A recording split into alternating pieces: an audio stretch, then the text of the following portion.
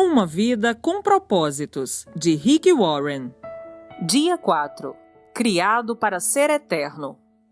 Deus tem cultivado a eternidade no coração humano. Eclesiastes capítulo 3, versículo 11.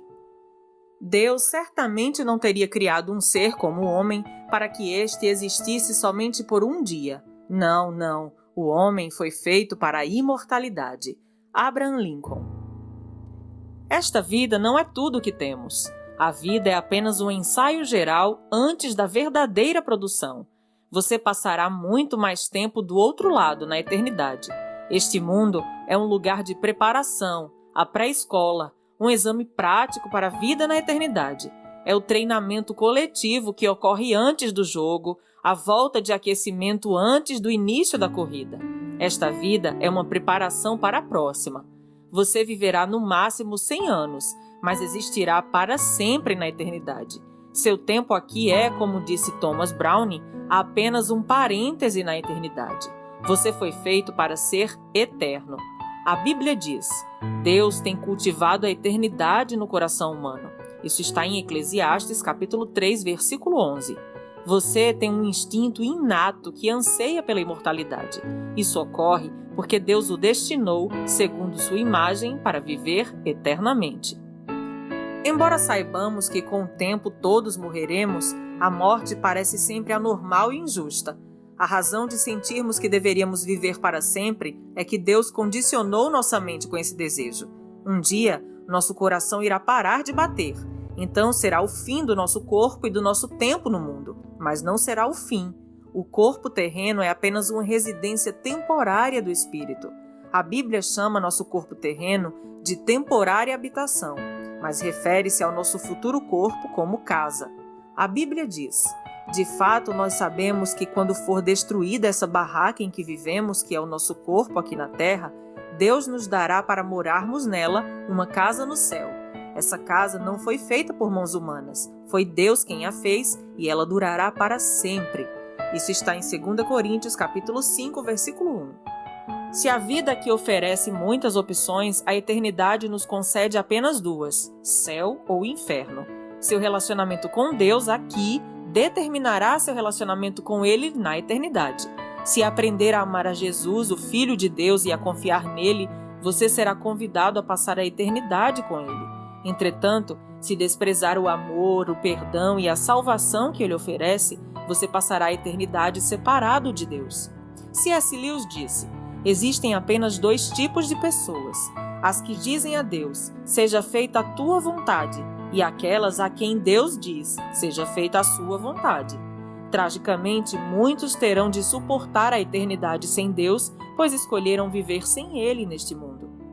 Quando você compreender plenamente que na vida há muito mais que apenas o aqui e agora, e perceber que a vida é apenas uma preparação para a eternidade, começará a viver de forma diferente, passará a viver à luz da eternidade e a lidar com cada relacionamento, tarefa ou circunstância de uma perspectiva nova. Subitamente, muitas atividades, metas e até mesmo problemas que pareciam importantes vão se tornar banais, insignificantes, indignos de sua atenção. Quanto mais próximo você viver de Deus, mais as outras coisas vão lhe parecer insignificantes. À luz da eternidade, os valores mudam. Você utiliza mais sabiamente o dinheiro e o tempo e passa a dar mais valor à sua personalidade e aos seus relacionamentos, em vez de valorizar fama, riqueza, realizações ou mesmo prazeres. As prioridades são reordenadas. Manter-se em dia com as tendências, modismos e valores populares já não é tão importante. Paulo disse: antigamente eu pensava que todas essas coisas eram muito importantes, mas agora as considero sem valor algum por causa do que Cristo fez. Isso está em Filipenses capítulo 3, versículo 7. Se todo o seu tempo aqui fosse para ser dedicado unicamente a esta vida, eu sugeriria que começasse a viver agora mesmo. Você poderia deixar de ser bom ou ético e não teria de se preocupar com as consequências de suas ações. Poderia dedicar-se a uma existência inteiramente egocêntrica, pois seus atos não teriam implicações de longo prazo. Mas, e isso faz toda a diferença, a morte não é o fim. Ela é tão somente a transição para a eternidade. Por isso, existem consequências eternas para tudo o que você faz aqui. Cada ato de nossa vida faz soar um acorde na eternidade. O aspecto mais prejudicial da vida contemporânea é o raciocínio no curto prazo. Para tirar o máximo da vida, você deve ter sempre em mente a visão da eternidade e no coração o valor que ela representa. Há muito mais na vida que apenas o aqui e o agora. O que vemos hoje é apenas a ponta do iceberg. A eternidade é tudo o que você não vê sob a superfície. Como será a eternidade com Deus? Francamente, nosso cérebro não é capaz de compreender a maravilha e a grandiosidade do céu. Seria como explicar a internet para uma formiga. É inútil. Não foram inventadas palavras que possam expressar a experiência da eternidade. A Bíblia diz: esse é o significado das Escrituras que dizem que nenhum mero homem jamais viu, ouviu, nem mesmo imaginou que coisas maravilhosas Deus preparou para aqueles que amam ao Senhor. 1 Coríntios 2:9. Entretanto, Deus nos dá vislumbres da eternidade em sua palavra. Sabemos que neste exato momento Deus está preparando um lar eterno para nós.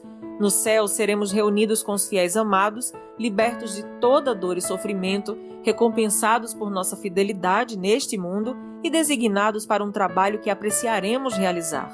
Não ficaremos recostados nas nuvens com auréolas tocando harpa. Desfrutaremos da contínua companhia de Deus e Ele se deleitará conosco para todo sempre. Um dia Jesus dirá: venham benditos de meu Pai, recebam como herança o reino que foi preparado para vocês desde a criação do mundo. Mateus capítulo 25, versículo 34. C.S. Lewis expressa o conceito de eternidade na última página de As Crônicas de Nárnia, uma série de histórias infantis que formam uma coletânea. Para nós, este é o fim de todas as histórias. Para eles, porém, este foi apenas o começo da verdadeira história. Toda a vida deles neste mundo e todas as suas aventuras haviam sido apenas a capa e a primeira página do livro. Agora, finalmente, estavam começando o capítulo 1 da grande história que ninguém, na Terra, jamais leu. A história que continua eternamente e na qual cada capítulo é muito melhor do que o anterior. Deus tem um propósito para a sua vida na Terra, mas que não termina aqui. O plano envolve muito mais que as poucas décadas que você passará neste planeta. É mais que a oportunidade de toda uma vida. Deus lhe oferece uma oportunidade para além de toda uma vida. A Bíblia diz: o que o Senhor planeja dura para sempre. As suas decisões permanecem eternamente. Salmos capítulo 33, versículo 11. O único momento em que as pessoas pensam a respeito da eternidade é nos enterros, e mesmo nessas ocasiões são pensamentos frequentemente carregados de sentimentalismo e superficiais, baseados na ignorância. Você pode achar que é mórbido pensar na morte, mas na verdade não é saudável viver negando-a como se ela não fosse inevitável. Somente um tolo passaria pela vida despreparado para o que todos sabemos que acabará acontecendo. Você deve pensar mais a respeito da eternidade, não menos. Assim como os 9 meses que você passou no útero de sua mãe não tinham um fim em si, mas consistiam numa preparação para a vida, também a vida é uma preparação para o que vem a seguir. Se você mantém um relacionamento com Deus por meio de Jesus Cristo, não é preciso temer a morte. Ela é a porta para a eternidade. Será o último momento de seu tempo neste mundo, mas não será o fim. Em vez de ser o fim de sua vida, será o nascimento na vida eterna. A Bíblia diz: este mundo não é nossa pátria. Nós estamos aguardando a nossa pátria eterna no céu. Hebreus capítulo 13, versículo 14. Em comparação com a eternidade, nosso tempo aqui não passa de um piscar de olhos, mas as consequências durarão para sempre. As obras desta vida definem um destino da que está por vir. Devemos compreender que cada instante que gastamos neste corpo terreno é tempo gasto longe do nosso lar eterno no céu com Jesus. 2 Coríntios capítulo 5, versículo 6. Há alguns anos, uma frase popular encorajava as pessoas a viver cada dia como o primeiro dia do resto de sua vida. Na verdade, seria mais sábio viver cada dia como se fosse o último. Matthew Henry, em seu comentário de toda a Bíblia, escrito em 1721, diz: é necessário que o assunto de cada dia seja preparar-se para o nosso último dia. Dia 4. Pensando sobre meu propósito de vida. Tema para reflexão. Há muito mais na vida que apenas o aqui e agora. Versículo para memorizar. Este mundo está desaparecendo juntamente com tudo o que ele almeja, mas se você faz a vontade de Deus, viverá para sempre. 1 João, capítulo 2, versículo 17. Pergunta para meditar. Já que foi feito para ser eterno, qual a única coisa que hoje devo parar de fazer e qual a única coisa que devo começar a fazer? Até o próximo áudio.